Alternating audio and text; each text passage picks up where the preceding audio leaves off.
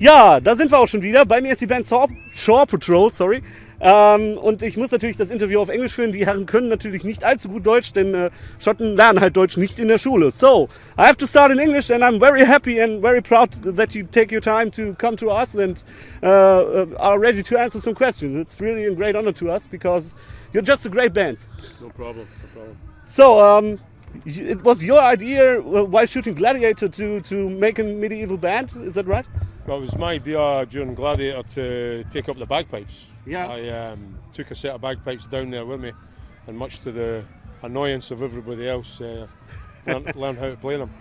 And you train it yourself? Yeah, teach myself. And then you decided to make a band out of it and to make a Scottish folk music mixed with a little bit rock, metal and something like that? Yeah, the rock side of it came much later because we just tried to create something that was musical because we did everything else in the group. Yeah. The charity that we worked for, the Clanranald Trust for Scotland, and we didn't have music, so we wanted to add that to it. So I took up the bagpipes, and we were at a car boot sale one day, and we saw a set of drums for £45, which is what, 50, 60 euros. Nothing. And I shared the drums out, and we went and practiced. And one day we were standing practicing in a graveyard, in a famous graveyard in the Royal Mile in Scotland, and we had people coming and putting money in the book. Okay. And how do you know each other from? Or where from? We know each other through the Clanranald Trust for Scotland. It's Okay. an educational charitable trust. Okay. And you are all from this clan? Yeah. Okay. And what's this clan about? What is the intention of the clan? Well, I know it already, but I Yeah. have to ask. It was set up in 1996 to promote Scottish education in schools, which before then wasn't allowed. So. Yeah. So you're really trying to hold up the Scottish tradition and all what comes from the Scottish culture, Yeah, we'll try to teach it to the younger generation. and it's very important to you, right? Yeah. It's important for kids to know what they're part of and what they belong to. You know, we've travelled around the world and we've seen a lot of kids getting off the tracks, as we say it, because they don't feel like they have any affinity to their own culture and their own heritage. So, I mean, the perfect example of that is the Aborigines. The young kids turn into drinking drugs because they feel lost and cut off from the older generations, you know. That's true, yeah, right. And you have another social project where you are building a Scottish village. It's a social project. Somebody wants to tell me something about it? Just hold it here. We're building a 12th century medieval fortified village in the Carn Valley in Scotland. It's primarily an educational facility. However, it will be funded through tourism and the film industry, but it's primarily an educational facility. And it's going to be a fully working village where the kids can come and experience what we call hands-on education. So they get to see it, feel it, touch it, smell it, wear it, and do it, rather than read it in a book. And it's an educational project, but it's also used as a film setting, or? Yes. It's going to be used as a film set for all different types of movies. Yeah.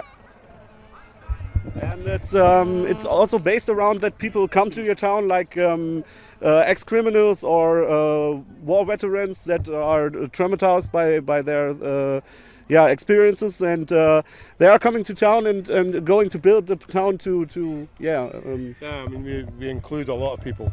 Yeah. It just so happens that we got into the social side of it quite by accident. Actually, we didn't realise what it was growing into.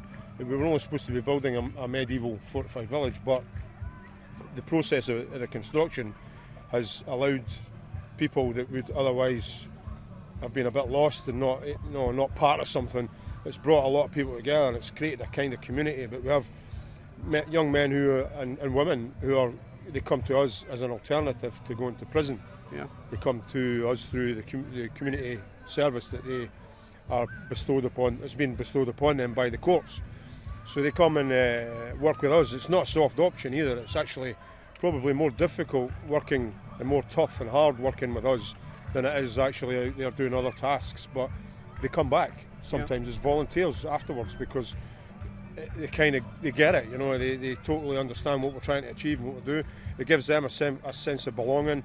It boosts their self-esteem, because a lot of these young kids have got, you know, low self-esteem, getting hammered into them that they're no good all the time, you know, so they make the wrong choices and they get into trouble and they get into that vicious cycle. We get guys long-term unemployed.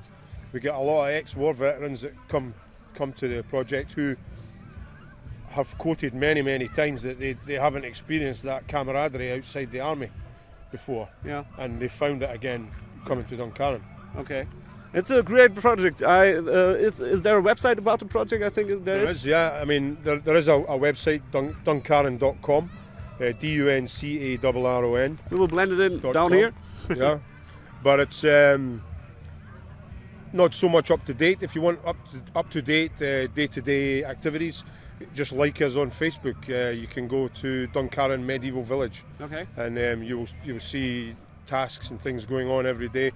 People from Germany are coming over already, from Switzerland, America, Italy. We get a lot of visitors coming to help us construct, you know, they come as volunteers. Great project, I think. And something about your music, maybe. I hope you're not sleeping already.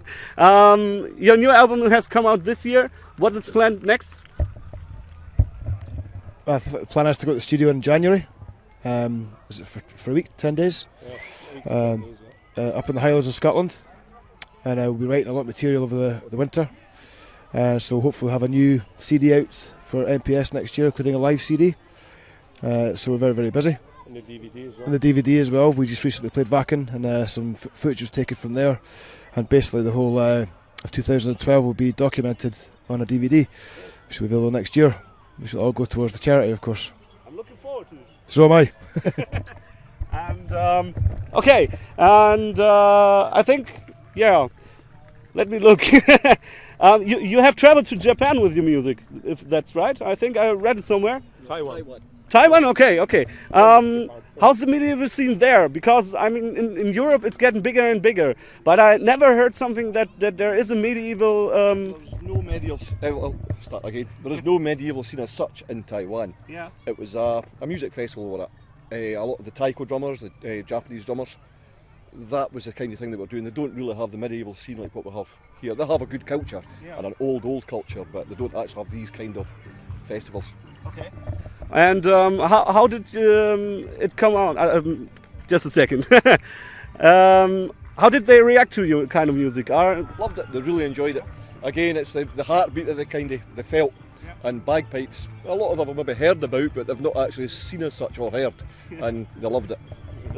They are already loving big parts of the European culture already, and I think they will come to that to the medieval part too.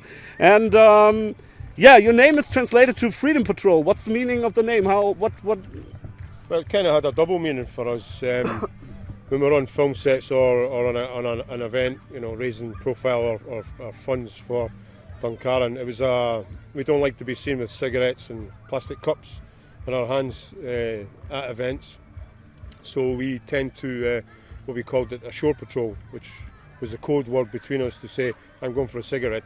But shore, pronounced shore, comes from the Gaelic Sjosa, which stands for freedom, and you know we are free doing what we do, you know, and we create a sense of freedom for a lot of people that get involved. We created what we do from nothing.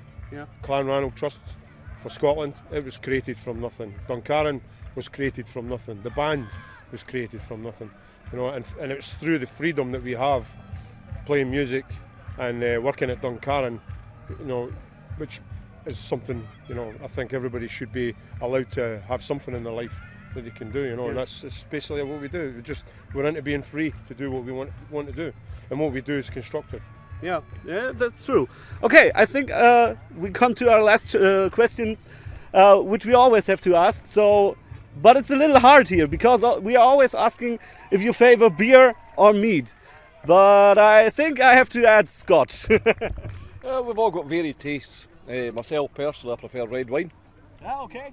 Red wine, whiskey obviously. I do like a whiskey, I like a tequila. Yeah. But we're not exactly big drinkers, to be perfectly honest. Okay. What about you? Anything really. Okay, that was an easy one. I like beer, but I'm quite Yeah. fond of an amaretto now and again. Okay. Yeah, I love my whiskey, single malts only, and I drink pills more than beer. Find the beer too heavy, and I love a tequila when I want to party. I mean a bottle of tequila, One bottle only? sometimes two, has been known. Okay, and what about you? Only beer. Whiskey's very bad for me. Really? Why? I turn from a nice person into an idiot. Okay, that's something whiskey does to you, right? So, thank you very much. It was a great honor to have you here, and I hope you would see much more of you in the future, and I hope we see you again next year here. Okay, thank you very much. It was a great opportunity. Okay. And have fun in Germany. Thank you. Thank you. Thank you very much.